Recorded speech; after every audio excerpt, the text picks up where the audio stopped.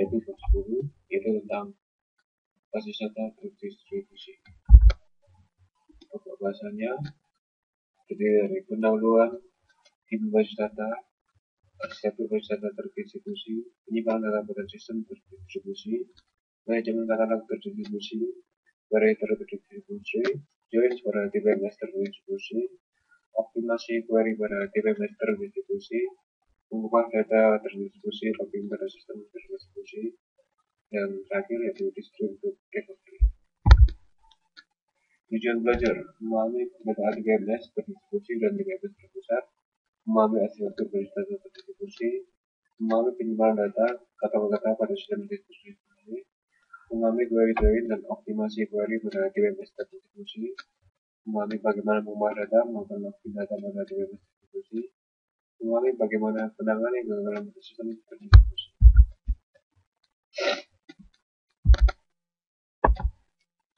Pendahuluannya yaitu pada basis data terdistribusi, data disimpan pada beberapa tempat atau site. Setiap tempat yaitu dengan suatu DBMS yang berjalan secara independen. Properti para basis data terdistribusi yaitu independen data terdistribusi, pemakai tidak perlu mengetahui satu data, transaksi terdistribusi akademik, pemakai dapat meneruskan transaksi yang masih dan menyimpan data pada beberapa tempat. Tipenya terdapat dua tipe basis data terdistribusi yaitu pertama homogen, suatu sistem di mana setiap tempat menjalankan tipe DBMS yang sama. Heterogen, suatu sistem di mana setiap tempat yang berbeda menjalankan DBMS yang berbeda. Relasional atau non-relasional. Untuk arsitekturnya terdapat dua alternatif DBMS distribusi, yaitu arsitektur file server, kemudian arsitektur kolaborasi server. Untuk arsitektur file server, sistem file server mempunyai satu atau lebih proses file dan server dan juga sebuah proses file dapat mengirim query pada sembarang server. Yang bertanggung jawab pada interface query perusahaan interface user, sedangkan server untuk data dan komunikasi transaksi. Alasan arsitektur ini menjadi populer adalah implementasi yang relatif sederhana karena pembagian fungsi yang baik dan server tersentralisasi di server yang mahal sehingga utilitasnya tidak berpengaruh pada interaksi pemakai. Klien dapat menjalankan interface berbasis grafis sehingga lebih mudah dibandingkan dengan interface server yang tidak user friendly. Pada saat menulis aplikasi file server, perlu diingat batasan antara file server dan server untuk menjaga komunikasi antara keduanya yang berorientasi guna. Khususnya membuka kursor dan mengambil tugas pada satu waktu memberikan beberapa pesan dan dapat diabaikan. Arsitektur kolaborasi server digunakan untuk mengurangi perbedaan yang dilakukan oleh alternatif arsitektur file server. Terdapat sekumpulan server berbasis data yang menjalankan transaksi data lokal yang bekerja sama mengeksekusi transaksi pada beberapa server. Jika server menerima query yang membutuhkan akses ke data pada server lain, sistem akan membagikan query yang dieksekusi server lain dan mengambil hasilnya bersama untuk menghubungkan dari dua asal. Penyimpanan data terdistribusi. Relasi disimpan pada beberapa tempat. Proses relasi yang disimpan pada relasi site membutuhkan biaya yang besar. Untuk mengaruhinya, sebuah relasi dipartisipasi atau difragmentasi ke beberapa tempat di mana fragment tersebut sering diakses. Fragmentasi terdiri dari relasi yang dibagi ke relasi atau fragment yang lebih kecil dan mengirim fragment tersebut pada beberapa tempat. Terdapat dua macam fragmentasi, yaitu fragmentasi horizontal. Setiap fragment terdiri dari sebuah subset baris dari relasi asal. Yang kedua yaitu fragmentasi vertikal. Setiap fragment terdiri dari sebuah subset kolom dari relasi asal. Replika menyimpan beberapa kopi dari sebuah relasi atau fragment relasi. Keseluruhan relasi dapat direplikasi pada satu tempat atau lebih. Berikut adalah ilustrasi replikasi R1, R3, ini adalah set A, kemudian set B. Dilakukan replikasi yaitu sama R1. Motivasi untuk replika meningkatkan ketersediaan data jika sebuah tempat yang berisi replika melompat, kita dapat menemukan data yang sama pada tempat lain. Jika kompilator dan relasi yang diterima tersedia, maka tidak perlu harus ada relasi yang gagal. Operasi query yang lebih cepat karena dapat menggunakan kompilator dan relasi termasuk query set. Manajemen katalog terdistribusi. Menyimpan data terdistribusi pada tempat berbeda pada beberapa tempat dapat menjadi sebuah teks dengan nama yang berbeda. Menyimpan data bagaimana relasi diinformasi dari replika, bagaimana relasi didistribusikan ke beberapa tempat dan disimpan. Query terdistribusi. Fragmentasi horizontal, tuple dengan rating kurang dari 5 pada Shanghai, lebih dari sama dengan 5 pada Tokyo, maka harus dihitung sum dan count pada kedua tempat. Fragmentasi vertikal, yaitu SID dan rating pada Shanghai, seperti SNAME dan age pada Tokyo. Replikasi seller dikopikan pada kedua tempat. Join pada DBMS distribusi. Contohnya, London menyimpan 500 halaman seller dan Paris mempunyai 1000 halaman reserves. Ini contoh dari implementasinya. Ada kata hijau, London mempunyai seller dengan nilai seller, kemudian Paris reserves 1000 halaman. Sebenarnya teknik ini ditujukan untuk mengurangi jumlah tuple reserves yang dikirim dengan mengurangi biaya komutasi dan proyeksi pengiriman untuk biaya pengiriman relasi reserves. Intinya terdiri dari langkah sebagai berikut. Di sana memproyeksikan seller ke kolom join dan dikirimkan ke Paris. Di Paris dilakukan join pada proyeksi seller ke reserves. Hasil join tersebut reduksi dari reserves dan seller. Kirimkan reduksi reserves ke London. Dari London join seller dengan reserves yang sudah direduksi. Optimasi query pada DBMS terdistribusi. Untuk optimasi query pada sistem terdistribusi, merupakan pendekatan biaya. Perbedaan optimasi query pada sistem terdistribusi dan sistem tersentralisasi, biaya komunikasi harus dipertimbangkan. Di tempat lokal harus diperhatikan, menggunakan metode join terdistribusi yang baru. Untuk mengubah data terdistribusi, dapat dilakukan dengan cara synchronous replication. Semua kompilasi yang dimodifikasi harus diubah sebelum verifikasi transisi komit distribusi data dibuat terlalu ke pemakai.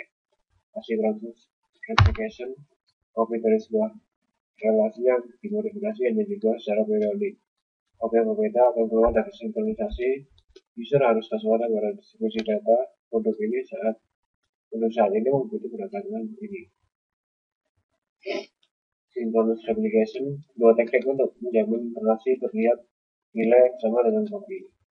Penting, relasi harus menulis mayoritas copy untuk modifikasi sebuah objek, harus membaca cukup copy untuk meyakinkan bahwa terlihat setidaknya pada suatu copy saat itu. Teknik ini biasanya tidak efektif karena pengerjaan adalah biasa. Read any, write all. Penulisan lebih lambat dan pembacaan lebih cepat daripada teknik copy. Teknik ini banyak digunakan pada synchronous replication. Penggunaan teknik synchronous replication akan menentukan tempat mana yang terbukti setting. Biaya pada synchronous replication adalah sebagai berikut. Sebelum transaksi yang diubah commit, harus dilihat pengujian pada sebuah copy yang dimodifikasi. Kirimkan perintah log ke remote set dan sementara menunggu respon penguji yang lain. Jika tempat atas saluran gagal, transaksi tidak dapat dikomit sampai transaksi kembali. Meskipun tidak terjadi kegagalan, komit harus mengikuti komit protokol dengan beberapa pesan yang bakal. Karena itu, alternatif teknik asynchronous replication banyak digunakan. Asynchronous replication mengizinkan memodifikasi transaksi komit sebelum semua copy diubah. Pemakai harus waspada copy yang keluar dan sinkronisasi untuk satu periode waktu yang pendek. Teknik asynchronous replication menggunakan dua pendekatan, yaitu primary set dan peer-to-peer replication. Perbedaannya terletak pada beberapa banyak copy yang dapat diubah atau copy master. Peer-to-peer replication, lebih dari satu copy dari suatu objek dapat menjadi sebuah master. Perubahan ke copy master harus dipropaganda ke copy lain dengan cara yang berbeda. Jika dua copy master diubah dan menjadi satu konflik harus dipecahkan. Teknik ini bagus digunakan jika konflik tidak terjadi. Misalnya setiap tempat master memiliki vakum disjoin dan yang memiliki hak pengubahan dimiliki oleh satu master pada satu waktu. Primary replication. Dapat satu copy dari suatu relasi digunakan sebagai primary copy atau master copy. Replika pada tempat lain tidak langsung diubah. Primary copy dipublikasikan tempat lain dan fragmen relasi ini terdapat beberapa copy sekunder. Isu utama adalah bagaimana pengembangan primary copy dapat digunakan dalam copy sekunder. Hal ini dapat dilakukan dalam dua langkah. Langkah pertama, ambil pengembangan yang dibuat dengan tersebut commit. Langkah kedua, aplikasikan perubahan tersebut. Implementasi primary set pada algoritma replication. Isu utama dalam mengimplementasikan primary set replication adalah melakukan beberapa banyak perubahan ke primary copy di propaganda dan copy sekunder. Perubahan bisa dilakukan propaganda dalam dua langkah, yaitu capture dan apply. Perubahan dibuat dengan transaksi commit ke primary copy yang diimplementasi selama langkah capture dan di propaganda dan copy sekunder selama langkah apply. Untuk mengimplementasikan langkah capture. Langkah capture dilakukan dengan satu dari dua pendekatan, yaitu log-based capture dan procedural capture. Log-based capture. Log minimal data copy digunakan untuk mengembangkan change data table. Jika ini dikerjakan ketika log terakhir tulis cookies, harus menghapus perubahan ke subsegmen yang diinginkan transaksi. Procedural capture satu bentuk yang secara otomatis disebutkan trigger untuk capture.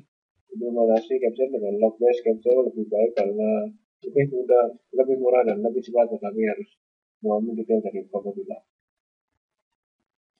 Mengimplementasikan langkah apply. Proses apply pada tempat sekunder secara periodik menghubung perubahan ke tabel CVT dari primary set dan mengubah copy. Periode didefinisikan oleh timer atau memakai aplikasi.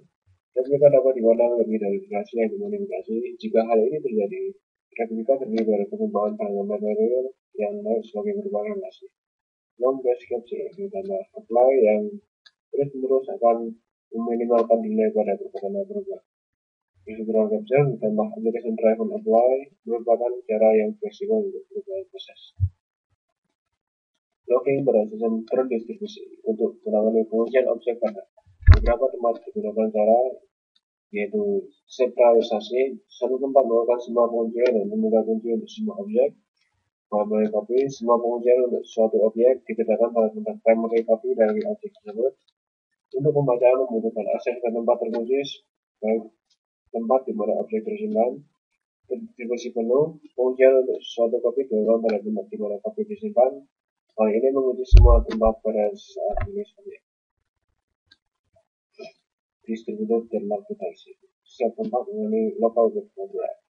Deadlock global akan terjadi jika local graph tidak membentuk siklus seperti pada dapat dilihat pada gambar 7.6 yang hijau kuning lingkaran itu pada anak panahnya. Risiko terjadi deadlock global. Set A, set B, global. Untuk mendeteksi deadlock dengan tiga solusi, yaitu sinkronisasi, mengirim semua local graph ke suatu tempat, hierarki, yaitu mengorganisasi tempat ke dalam satu hierarki, dan mengirim local graph ke parent dari hierarki. Timeout, yaitu menghentikan relasi jika menunggu terlalu lama. Distributed recovery. Proses pemulihan pada DB11 terdiskusi lebih kompleks daripada pada DB11 tersentralisasi karena sebuah berikut.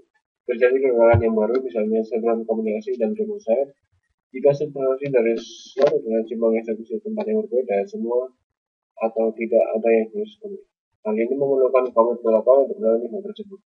Suatu log ditangani pada setiap tempat, sebagaimana pada DB11 tersentralisasi dan aksi komit protokol dilakukan pada log.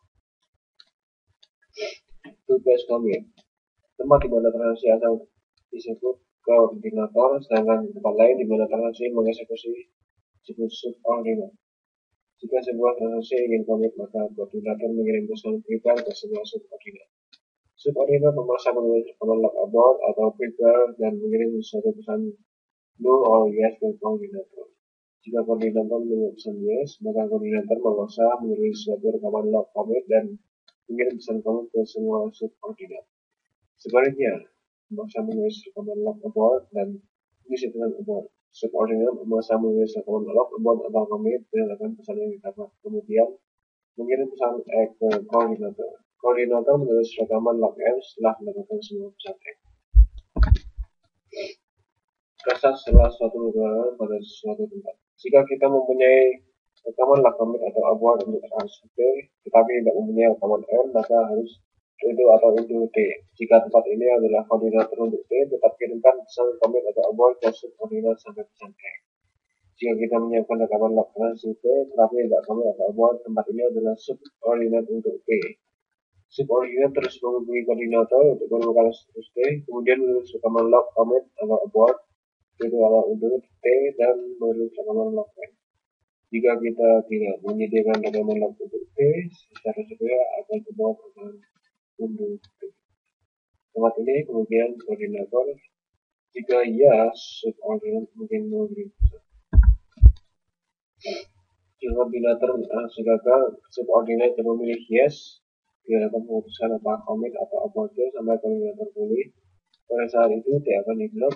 Meskipun jika semua subordinat saling mengetahui, maka transaksi akan dibilang sampai satu kali subordinat memilih no. Jika satu remote site tidak merespon selama commit protokol transaksi T, baik karena tempat gagal atau kesalahan gagal. Jika tempat tersebut adalah koordinat untuk T, maka abort T. Jika tempat tersebut adalah subordinat dan tidak memilih yes, maka harus abort yes. Jika tempat tersebut adalah subordinat dan memilih yes, maka akan dibilang sampai koordinat merespon. Pesan X juga akan untuk menyampaikan koordinator bahwa koordinat dapat menggunakan suatu transaksi sampai koordinator menerima semua X. Koordinator menyumbang pada sebuah transaksi. Jika koordinator gagal setelah mengirim pesan siap tetapi sebelum menulis rekaman log, commit atau abort, jika koordinator kembali maka akan abort transaksi. Jika setelah langsung tidak diubah, status commit atau abort tidak dilakukan. Selanjutnya untuk latihan soal. Nomor 1, apa keuntungan database distribusi dibandingkan dengan database tersentralisasi? Jawabannya, pada database terdistribusi, data disimpan pada beberapa tabel dalam tujuan untuk membuat distribusi yang transparan. Pada database terdistribusi, distribusi data independence atau pemakai tidak perlu mengetahui lokasi data dan distributed transaction accuracy, di mana tidak ada perbedaan antara transaksi terdistribusi dan transaksi lokal. Jika semua lokasi menjalankan perangkat lunak database yang sama, sistem dibuat homogen, setelah itu disebut heterogen. Sedangkan tidak demikian, maka database tersentralisasi. Soal nomor 2, gambarkan arsitektur client server dan collaborative server. Hasilnya adalah seperti ini. Untuk client server, dan ini untuk collaborative server. Kalau query akan dibawa ke server, lalu ke server lagi untuk client server, client kemudian ke server seperti ini. Yang soal ketiga, pada arsitektur collaborative server juga satu versi dikirim ke TPS akan dibangun bagaimana untuk tempat yang berbeda di ruang informasi. Secara khusus, gambarkan aturan mengatur transaksi pada tempat berbeda. Maksud transaksi terdistribusi, ya, pokoknya definisikan fragmentasi dan replikasi dalam hal di mana dengan bersifat. Fragmentasi dari relasi yang dibagi ke relasi atau fragmen yang lebih kecil dan mengirim fragmen pada beberapa tempat. Terdapat dua macam fragmentasi, fragmentasi horizontal dan fragmentasi vertikal. Dalam fragmentasi horizontal, setiap fragmen terdiri dari sebuah subset baris dari relasi asal. Pada fragmentasi vertikal, setiap fragmen terdiri dari sebuah subset kolom dari relasi asal. Relasi berarti bahwa kita menyimpan beberapa kopi sebuah relasi atau fragmen relasi. Keseluruhan relasi dapat direplikasi pada satu atau lebih tempat. Sebagai contoh, jika relasi R difergmentasi ke R1, R2, dan R3, kemungkinan terdapat hanya satu kopi R1, di mana R2 adalah replikasi pada dua tempat lainnya, dan R3 replikasi pada semua tempat. Perbedaan antara replikasi sinkronus dan asinkronus. Sinkronus, semua kopi dari iterasi yang dimodifikasi fragmen harus diubah sebelum modifikasi transisi distribusi data dibuat transparan ke pemakai. Sedangkan asinkronus, kopi dari sebuah relasi yang dimodifikasi hanya diubah secara periodik. Kopi yang berbeda akan diubah dari sinkronisasi justru harus transparan pada distribusi data untuk saat ini mengikuti pendekatan ini. Selanjutnya, definisikan disebut data independence. Distribut data independence adalah pemakai tidak perlu mengetahui lokasi data. Bagaimana teknik voting dan rate one about all dimaksudkan pada replikasi sinkronus? Voting, relasi harus menulis mayoritas kopi untuk memodifikasi sebuah objek, harus membaca cukup kopi untuk menentukan 12 pilihan setidaknya satu dari kopi saat itu. Misalnya terdapat 10 kopi, 7 penulisan untuk perubahan dan 4 kopi untuk pembacaan. Setiap kopi mempunyai nomor versi. Teknik ini biasanya tidak atraktif karena pembacaan adalah hal yang biasa. With any but all, penulisan lebih lambat dan pembacaan lebih cepat daripada teknik voting. Teknik ini banyak digunakan pada synchronous communication. Berikan penjelasan bagaimana asynchronous communication diimplementasikan. Khususnya, jelaskan maksud capture dan apply. Isu utama dalam mewajibkan primary certification adalah menentukan beberapa banyak perubahan propaganda kopi di propaganda ke kopi sekunder. Perubahan biasanya di propaganda dalam 2 langkah, yaitu capture dan apply. Perubahan dibuat dengan analisa komit ke pemilik kopi yang diidentifikasi selama langkah capture dan di propaganda ke kopi sekunder selama langkah apply.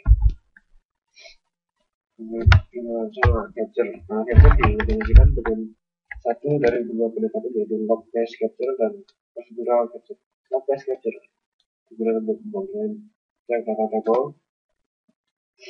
Jika hal ini dikerjakan ketika log terakhir ditulis medis harus menghapus perubahan prescription yang diindikasikan procedural capture. Satu prosedur yang secara otomatis menggunakan trigger pembacaan capture.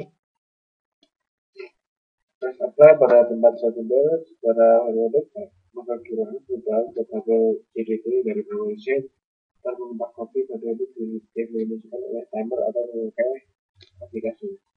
Replika data dapat dipandang lebih dari rasio yang dimodifikasi. Jika hal ini terjadi, replika lebih perubahan dengan material yang baik sebagai perubahan relasi. Apakah perbedaan antara log-based dan procedural untuk information capture? Log-based capture digunakan untuk membuatkan chain data table. Jika hal ini dikerjakan ketika log terakhir ditulis satu perubahan sebelumnya didefinisi. Dengan procedural capture, suatu prosedur yang secara otomatis dimainkan untuk itu menggunakan capture. Mengapa pemberian nama unik pada objek basis data lebih bagus daripada terfungsi? Karena jika suatu relasi dibangun dengan replika, setiap partisi memberikan nama global yang unik yang disebut relasi name. Manajemen katalog distribusi digunakan untuk menyimpan rekaman di mana distribusi. Oke, sekian dari teori 10. Selanjutnya kita akan beranjak ke teori 11.